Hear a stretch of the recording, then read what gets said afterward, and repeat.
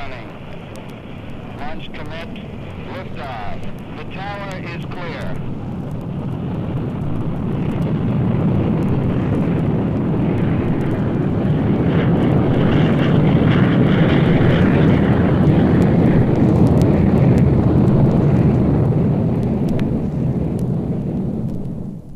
« 16 juillet 1969, 14h32 à Cap Kennedy aux États-Unis, la fusée Saturn V Apollo, longue de 111 mètres et pesant 3289 tonnes, est expédiée vers la Lune avec toute la force de son premier étage, c'est-à-dire 160 millions de chevaux, c'est-à-dire encore le double de toute l'énergie hydroélectrique de toute l'Amérique du Nord. La mission Apollo 11 vient de commencer. Un rêve universel vieux de plusieurs milliers d'années est en train de se réaliser. Des hommes vont mettre pied sur la Lune. L'Amérique y a dépensé environ 25 milliards de dollars. Pourquoi? Pour le sport, parce que la Lune était là. C'est le président John Kennedy qui le dit. I believe we should go to the moon. Je crois que nous devons aller sur la Lune, déclarait-il simplement au Congrès, sans justification militaire ou industrielle. À Houston, il sera encore plus simple et plus clair. But why, some say, the moon? Why choose this as our goal? And they may well ask, why climb the highest mountain? Why, 35 years ago, fly the Atlantic? Why does Rice play Texas? We choose to go to the moon. We choose to go to the moon in this decade and do the other things. Not because they are easy, but because they are hard. Pourquoi la Lune? Demandent quelques-uns. Pourquoi choisir cela comme but? Et il pourrait demander aussi pourquoi escalader la plus haute montagne, pourquoi, il y a 35 ans, traverser l'Atlantique en avion. Nous choisissons d'aller sur la Lune et de faire bien d'autres choses encore, non parce qu'elles sont faciles, mais parce qu'elles sont difficiles. Et la partie a été difficile. Ce sont les Russes qui, après avoir été les premiers à lancer un satellite dans l'espace, en octobre 1957, ont envoyé le premier être vivant et puis le premier homme dans l'espace, 12 avril 1961. Говорит Москва. Работают все радиостанции Советского Союза. Московское время 10 часов 2 минуты. Передаем сообщение ТАСС о первом в мире полете человека. Et c'est la voix triomphante de Youri Alexeyevitch Gagarine qui ouvre l'ère de l'homme dans l'espace.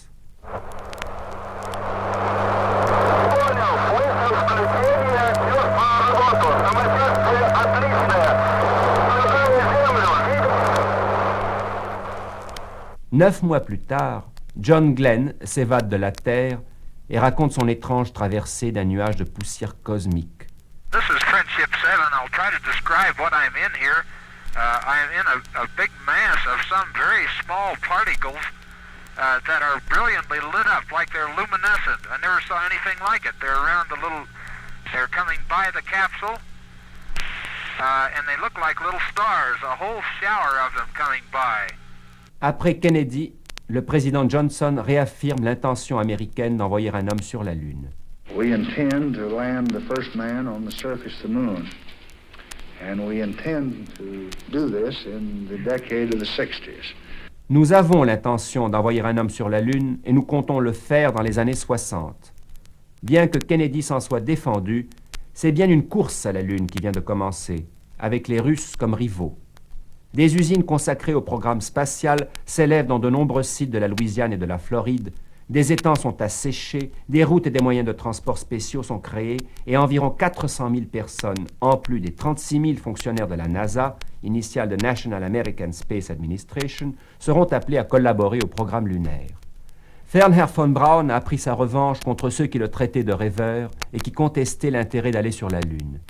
Entre-temps, ce sont encore les Russes qui lancent le premier piéton du ciel, Alexei Leonov. 3 mois plus tard, c'est un piéton américain, Edward White. Il est tellement émerveillé par sa balade dans le vide que la Terre devra lui donner par 2 fois l'ordre de rentrer dans sa capsule Gemini 4. I don't even know exactly where we are, but it looks like we're about over Texas. Gemini 4, Houston, Capcom. As a matter of fact, it looks like Houston down below us.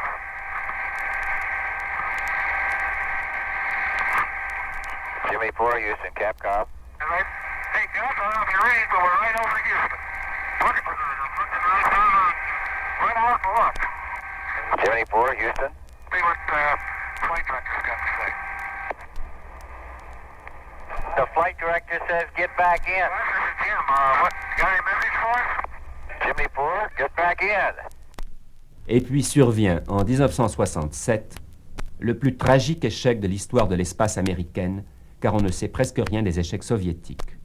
Grissom, White et Chaffee meurent carbonisés dans l'incendie d'une capsule Apollo au cours d'une ultime répétition. L'écoutille de leur vaisseau ne s'ouvrait qu'en 1 minute. Tout le programme spatial semble à terre. Des querelles secrètes s'ensuivent à l'intérieur de la NASA sur des détails tels que l'isolation des fils électriques et l'emploi de matières inflammables. Les révisions qui s'imposent coûteront 700 millions de dollars. Aujourd'hui, l'écoutille d'une capsule Apollo s'ouvre en 10 secondes. La NASA se remet au travail. 4 nouveaux records s'en suivent. Record d'endurance avec Borman et Lavelle. Premier rendez-vous spatial avec Skira et Stafford. Première manœuvre d'urgence avec Armstrong et Scott. Record d'altitude avec Young et Collins. Entre-temps, les satellites des types Ranger, Surveyor et Orbiter effectuent un travail de reconnaissance de la Lune de plus en plus poussé et comprenant les premières photos de la moitié de la Lune que l'œil humain n'avait jamais vues. C'est Ranger 9, par exemple, qui en 1965 a réussi la première émission télévisée de la Lune à la Terre à partir du cratère Alphonse. Écoutez le speaker terrestre qui suit sur ces appareils les secondes précédant l'impact de Ranger 9. 20 seconds to go. Pictures look good.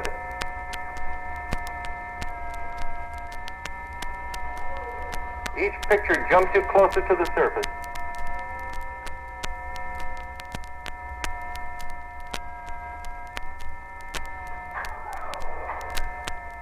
We've impacted. 4 vols Apollo pilotés suivent 6 vols automatiques. Le premier de ces vols pilotés emmène Skira, Isley et Cunningham 11 jours autour de la Terre. 11 jours qui vont, entre parenthèses, soulever les premiers problèmes psychologiques de l'espace. Un des 3 hommes montrera une certaine mauvaise humeur à la fin de son voyage et finira par quitter la NASA. Que sera-ce dans les vols de 1200 jours aller et retour prévus vers Mars vers 1990? À Noël 1968, au cours de la mission Apollo 8, le monde entier a la stupeur d'entendre Borman lire le début du livre de la Genèse racontant la création du monde. In the beginning, God created the heaven and the earth. And the earth was without form and void, and darkness was upon the face of the deep. And the Spirit of God moved upon the face of the waters. And God said, let there be light. And there was light. And God saw the light, that it was good. And God divided the light from the darkness. And God called the light day, and the darkness he called night, and the evening and the morning were the first day. And God said, let there be a firmament in the midst of the waters. Let it divide the waters from the waters. And God made the firmament. And divided the waters. Cette veine mystique s'est ainsi épanchée au spectacle de visions inconnues jusqu'alors. La moitié cachée de la Lune et la planète morte vue d'une centaine de kilomètres seulement. À quoi cela ressemble-t-il? The vast loneliness up here on the moon is awe-inspiring, and it makes you realize just what you have back there on Earth. The Earth from here is a grand oasis in the big vastness of space. Un vaste désert perdu dans le vaste espace. Bien que s'étant considérablement rapproché de la Lune, Anders, Lavelle et Borman n'auraient pas pu s'y poser car leur capsule n'était pas équipée du Lunar Module ou LM, cette sorte de grande boîte posée sur des pattes d'araignée. C'est en mars 1969 seulement que le LM est mis à l'essai dans la mission Apollo 9. Son but est de servir de navette, de taxi en quelque sorte entre le vaisseau lunaire qui reste en orbite et la Lune. Il peut transporter 2 hommes. Et puis en mai, c'est la dernière répétition générale avec Apollo 10, où le vaisseau lunaire survolera la Lune à basse altitude.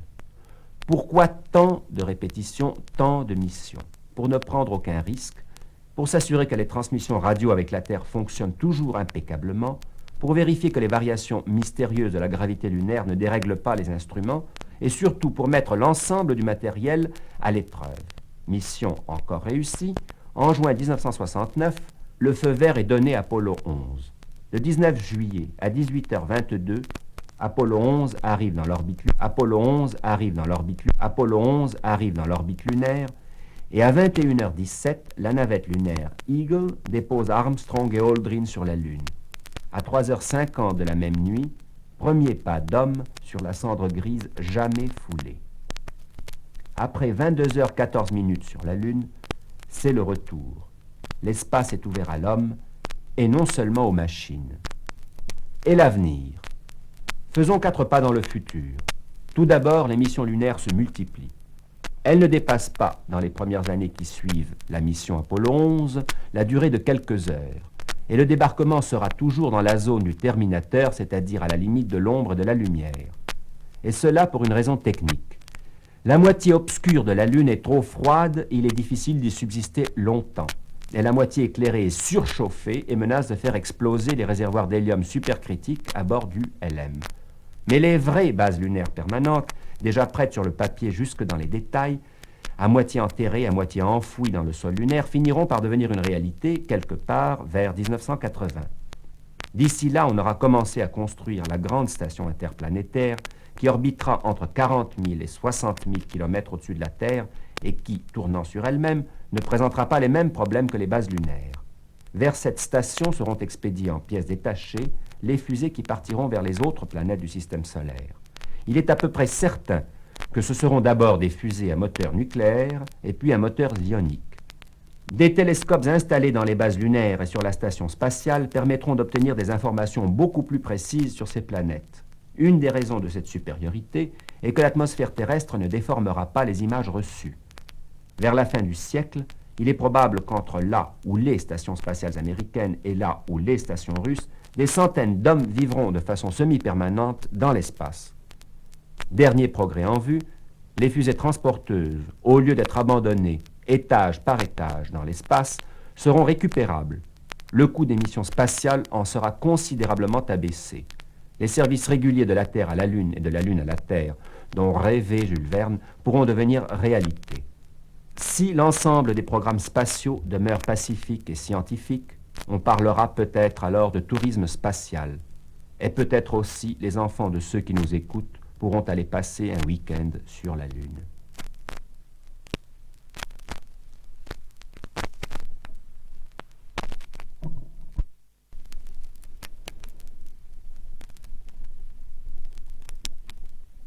The objective of this flight is precisely to take man to the moon, make a landing there, and return. That is the objective. L'objet de ce vol est de déposer des hommes sur la Lune et de revenir. La voix qui vient de dire cela dans l'ascenseur qui mène à la Chambre Blanche, après laquelle les astronautes sont installés dans le vaisseau Apollo 11, c'est celle de Neil Armstrong, unique civil du trio des astronautes. Il est âgé de 38 ans. Il n'a pas dit exactement comment le vol va se dérouler, mais vous allez le suivre sur le schéma qui accompagne ce disque. Tout d'abord, c'est la mise à feu des 5 moteurs à F1 du premier étage. 15 tonnes de propergol sont brûlées par seconde et les 160 millions de chevaux vapeur arrachent à la pesanteur terrestre les quelques 3300 tonnes de l'ensemble. La flamme atteint 500 mètres de long. Au bout de 2 minutes et 27 secondes, Saturne V Apollo se trouve à 56 km 300 d'altitude et a atteint la vitesse de 9656 km à l'heure. Le premier étage est largué alors, quelque part au large de Dakar, par mise à feu de goupilles de connexion explosives. Les 5 moteurs du deuxième étage prennent le relais avec une poussée maximum de 960 000 kg. 9 minutes après le départ, l'altitude est de 177 km. C'est alors le largage du deuxième étage, quelque part au sud de l'Atlantique. Le moteur du troisième étage est à son tour mis à feu et ses 250 000 litres d'hydrogène liquide et 77 000 litres d'oxygène liquide vont pousser Apollo 11 à l'altitude de 338 km à la vitesse de 28 000 km à l'heure sur l'orbite terrestre d'attente. Le troisième étage s'éteint, mais il n'est pas encore largué. Apollo 11 et le troisième étage ont échappé à l'attraction terrestre et à l'intérieur, c'est l'état d'apesanteur qui règne. Vous ne pourriez pas verser de l'eau dans un verre, elle n'y tomberait pas. Si vous secouiez une bouteille d'eau de façon à en expulser le liquide, celui-ci resterait suspendu dans l'air sous forme de boule. Apollo 11 tourne autour de la Terre et le contact direct avec Cap Kennedy étant interrompu, ce sont les avions et les bateaux qui croisent spécialement, ainsi que diverses stations au sol, de l'Espagne à l'Australie, qui prennent le relais des liaisons radio. L'équipage va alors établir le point exact de l'orbite terrestre à partir duquel il va sortir de son parking pour s'élancer vers la Lune. Une erreur enverrait les 3 hommes se perdre dans l'espace pour toujours. Le point sera établi en fonction de 3 mouvements indépendants, celui d'Apollo, celui de la Terre et celui de la Lune. Les appareils de bord sont contrôlés sur un tableau en 3 panneaux qui mesurent 4 mètres de long et 1 mètre de haut et qui comprend 800 cadrans et manettes. Chaque homme a la surveillance d'un panneau. Le commandant, à gauche, surveille la partie qui correspond au mouvement d'Apollo. Au centre, un homme surveille les communications radio, l'approvisionnement en électricité, combustible, oxygène, ainsi que la climatisation et la pressurisation. Et le 3e homme, à droite, surveille les systèmes d'alerte, le fonctionnement de l'ordinateur de bord et des indicateurs qui donnent la position d'Apollo.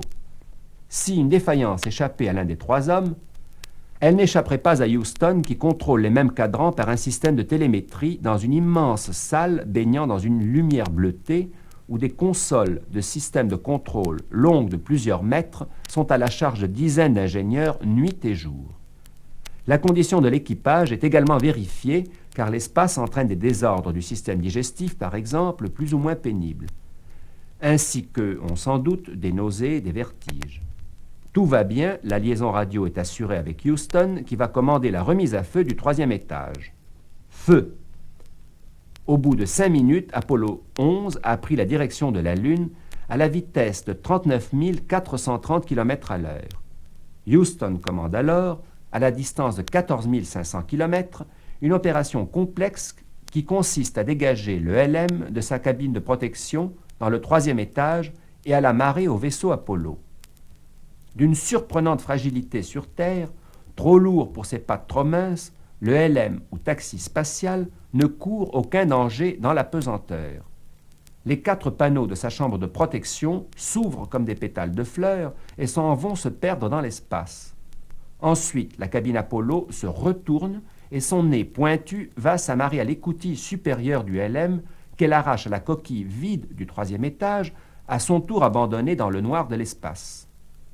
Encore 59 heures avant d'arriver en orbite lunaire. Apollo va maintenant tourner lentement sur soi 2 fois par heure afin d'éviter un échauffement considérable de la paroi qui serait exposée constamment au soleil et un refroidissement excessif de l'autre. Ce mouvement de rôtissoir n'est suspendu que lorsque les astronautes doivent faire des manœuvres ou des observations scientifiques.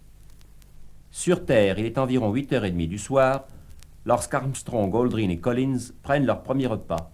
Ce sont des aliments déshydratés et conservés sous vide dans des sacs de plastique et réhydratés à l'ouverture à l'aide d'une sorte de revolver à eau. Il y a au menu du bœuf bouilli, de la salade de saumon, des petits pois, des fruits, même des fraises sous forme de cubes, et pour boisson, des jus de fruits et du cacao. Après le repas, les astronautes se brossent les dents avec une brosse imbibée de pâte dentifrice jetée après usage. Si l'espace est calculé avarement, puisqu'il faut replier une couchette pour prendre le repas commun, l'atmosphère de bord est plus que confortable puisque la cabine, alimentée en oxygène pur sous pression, est climatisée, pressurisée, désodorisée. Il y a même à bord de l'eau chaude et froide courante.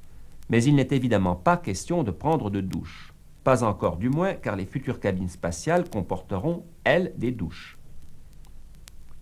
Après le repas commencent les périodes de sommeil alterné. Un astronaute prend sa tranche de sommeil de 4 heures pendant que les 2 autres veillent. Pendant tout le voyage, les astronautes effectueront régulièrement des mouvements d'une gymnastique spéciale afin d'entretenir l'élasticité de leurs muscles et de leurs réflexes. On note qu'à leur retour sur Terre, les astronautes souffrent souvent d'une désagréable ankylose. La vitesse d'Apollo 11 décroît lentement. Elle était de 40 000 km à son maximum, elle tombera à 8 700 km au seuil de l'orbite lunaire. Mais pour atteindre cette orbite, il lui faudra effectuer une correction de trajectoire. Celle-ci, qui aura lieu 27 heures après le départ, prélude par le point, comme pour un bateau, mais cette fois par rapport à la Terre et par rapport à une étoile déterminée à l'aide du télescope de bord. La Terre et l'étoile doivent se trouver dans l'objectif du télescope, l'étoile occupant le centre exact de la ligne de visée.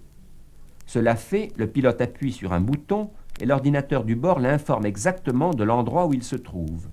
Cet ordinateur fonctionne avec les systèmes de repérage et de poursuite au sol, et c'est encore lui qui indiquera dans combien de temps il faudra allumer les moteurs d'Apollo. Il indiquera aussi la direction à prendre. 3e jour dans l'espace. 3e jour de nourriture déshydratée, de sommeil en tranche, de vérification régulière. 59 heures ont passé depuis le départ. On procède à la pressurisation du LM, le taxi dans lequel 2 hommes vont s'embarquer dans 4 heures et demie, à l'arrivée sur orbite lunaire. Apollo 11 est à sa vitesse minimum. Il survole la Lune à 130 km d'altitude, au-dessus de l'équateur lunaire. Feu. Mise en orbite lunaire. Au bout de 6 minutes, arrêt du moteur. Apollo 11 tourne autour de la Lune. 4 heures et 10 minutes après sa mise sur orbite commence une opération délicate. Le taxi Eagle doit être séparé du vaisseau lunaire. Maintenus en équilibre par des sangles, Armstrong et Aldrin vérifient les systèmes du taxi. Séparation. Pendant que le vaisseau mère Apollo Columbia orbite autour de la Lune, le taxi Eagle descend. Il descendra pendant 130 km. Et vers quoi? Vers le cratère Maskelyne qui grossit à une allure vertigineuse. Mauvais. Plus loin, une étendue de cailloux. Dangereux aussi. Et rien que 15 secondes de carburant pour corriger la direction de descente et se poser sur une plaine de la mer de Sérénité. À leur retour, les 2 astronautes diront qu'ils ont trop rapidement vérifié les appareillages et qu'ils ont failli manquer de carburant pour les manœuvres de descente. Ils se seraient écrasés sur la Lune. Et voici la conversation entre les 2 hommes et Houston qui précède immédiatement l'arrivée. Roger, Eagle, contact. Roger, how does it look? Eagle has wings. Eagle, Houston, we rig you now. You're a go for PDI, over. Roger, understand. We're go, same type, we're go. 60 seconds. Lights on. 40 feet down, 2.5. Picking up some dust. 30 feet, 2.5 down. Straight shadow. 4 forward. 4 forward, drifting to the right a little. 20, down a half. 30 seconds. Forward, just. Okay.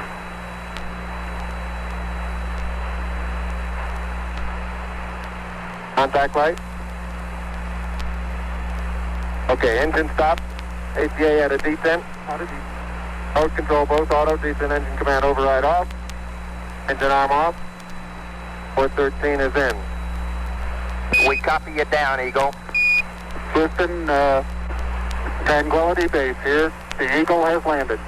Roger, Tranquility. We copy you on the ground. You got a bunch of guys about to turn blue. We're breathing again. Thanks a lot. 21h17, heure terrestre.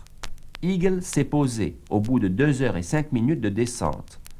Rapport à Houston, point infinitésimal perdu sur cette grosse boule bleue qu'est la Terre au-dessus de l'horizon.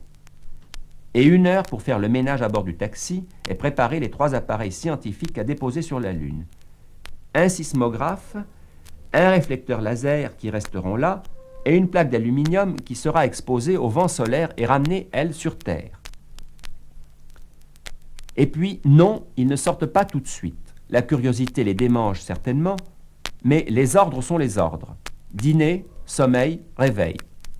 Le LM est dépressurisé, l'écoutille s'ouvre sur un désert gris et beige.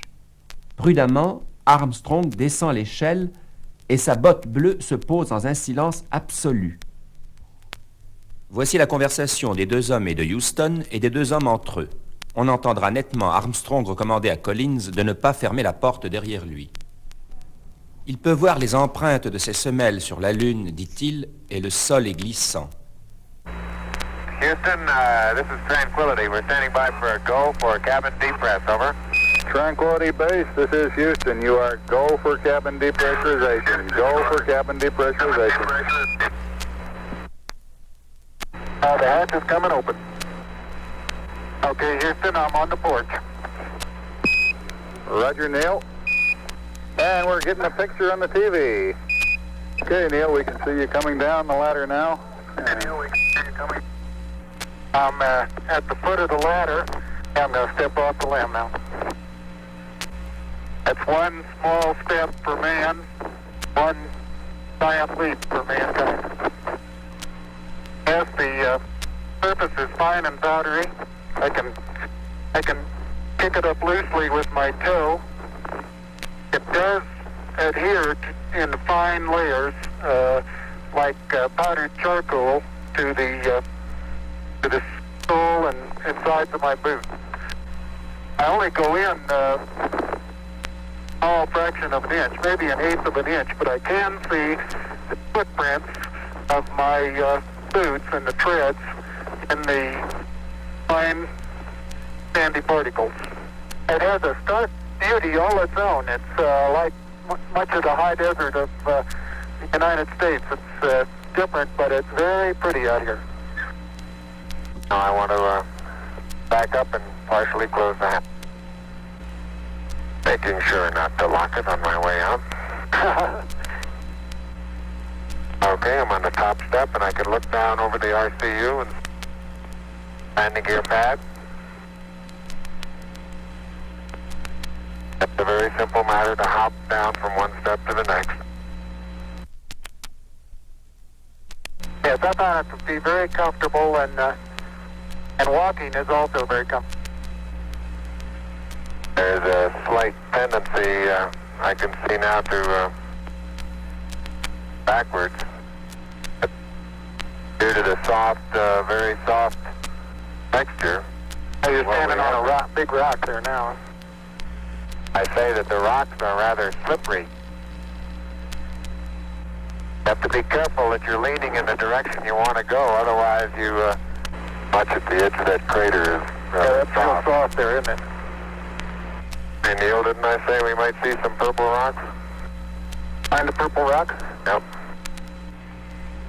À son retour, il dira qu'il se sentait comme un enfant de 5 ans dans une confiserie. D'un enfant, il a en tout cas le poids. À peine 15 kilos, en dépit de sa quadruple combinaison pressurisée munie d'un système de circulation d'eau et d'un casque doublé d'or. Les deux hommes plantent d'abord, avec beaucoup de difficultés, le bâton sur lequel ils fixeront le drapeau américain rigide, car il n'y a pas sur la Lune d'air qui puisse le faire claquer. Ensuite, ils déposent une plaque affirmant les intentions pacifiques de la mission. Les voici qui donnent lecture de cette déclaration. Dear men from the planet Earth, first set foot upon the moon, July 1969 AD. It came in peace for all mankind. It has the crew members' signatures and the signature of the President of the United States. Et puis, première conversation radiophonique et non technique de la Terre à la Lune. L'interlocuteur est de choix. Richard Nixon, président des États-Unis. Neil and Buzz, the President of the United States is in his office now and would like to say a few words to you. Over. That would be an honor. Go ahead, Mr. President. This is Houston out. Hello, Neil and Buzz. I'm talking to you by telephone from the Oval Room at the White House. And this certainly has to be the most historic telephone call ever made.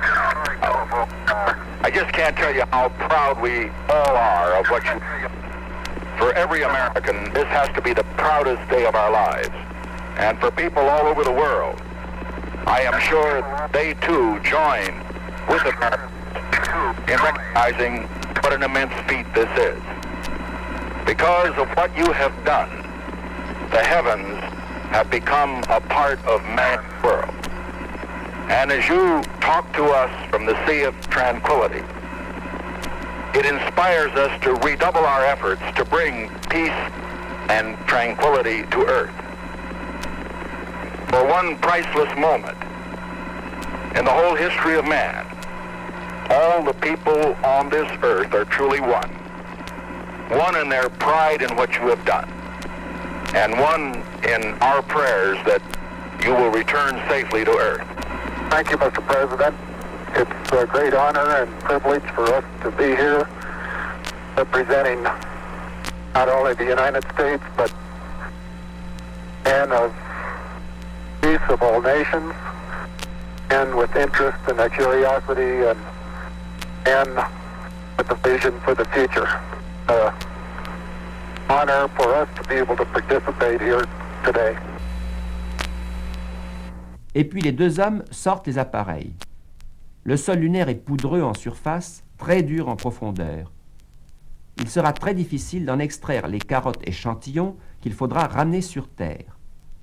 Plus tard, les deux hommes ramasseront pour 22,5 kg de cailloux qu'ils mettront dans une boîte hermétique. Ils ne s'aventureront pas au-delà d'une 50aine de mètres du LM. Au total, ils resteront 22 heures 14 minutes sur la Lune. Pendant ce temps-là, Collins, tout seul dans son vaisseau, tourne là-haut. On le voit clairement. Au bout de leur séjour, Armstrong et Aldrin regagnent une dernière fois le LM. L'ordinateur de bord guette Apollo, dont il suit les mouvements. Il est aidé dans sa tâche par le radar de bord. C'est ce radar qui décide de l'instant du décollage. Le voici. Le LM décolle lentement à la vitesse relative de 5 km à l'heure et se remet sur orbite lunaire. À 13 km d'Apollo, il coupe ses moteurs. Le rendez-vous spatial se prépare. Les deux véhicules allument leur feu clignotant. Ils se rapprochent l'un de l'autre, d'abord grâce au guidage automatique, ensuite grâce au guidage manuel. L'amarrage est réussi, Eagle est fixé à Columbia. Alors Armstrong et Aldrin se transportent avec leur matériel et leurs échantillons dans le vaisseau mère. Et le taxi, désormais vide et inutile, est largué. Apollo pivote, nez vers la Terre, tout en restant sur l'orbite lunaire. 8 heures plus tard, les trois hommes s'allongent sur leur couchette et le moteur du module de service auquel est attachée la capsule est mis à feu pendant 2 minutes et demie jusqu'à ce que soit atteinte la vitesse de libération, soit 8700 km à l'heure. 5 heures plus tard, au voisinage de l'orbite terrestre, cette vitesse montera à 40 000 km à l'heure. Les vérifications suivent les vérifications, toujours vérifiées. Apollo 11 doit s'insérer dans un couloir spatial déterminé à un angle déterminé. Trop bas, il se désintégrerait dans l'atmosphère. Trop haut, il rebondirait sur les couches supérieures de cette même atmosphère et irait orbiter autour du Soleil jusqu'à la fin des temps. Houston contrôle la trajectoire. À 4000 km de la Terre, Apollo 11 largue le module de service et change de position, de façon à présenter à l'atmosphère la base de son cône, véritable bouclier de protection. 13 minutes et 23 secondes plus tard, à 4500 mètres d'altitude, 3 grands parachutes multicolores s'ouvrent pour freiner la descente. 23 minutes plus tard, ils sont là. Victoire, ils sont revenus de la Lune. Il y a à peine un siècle, ce n'était qu'un rêve fou d'un écrivain nommé Jules Verne.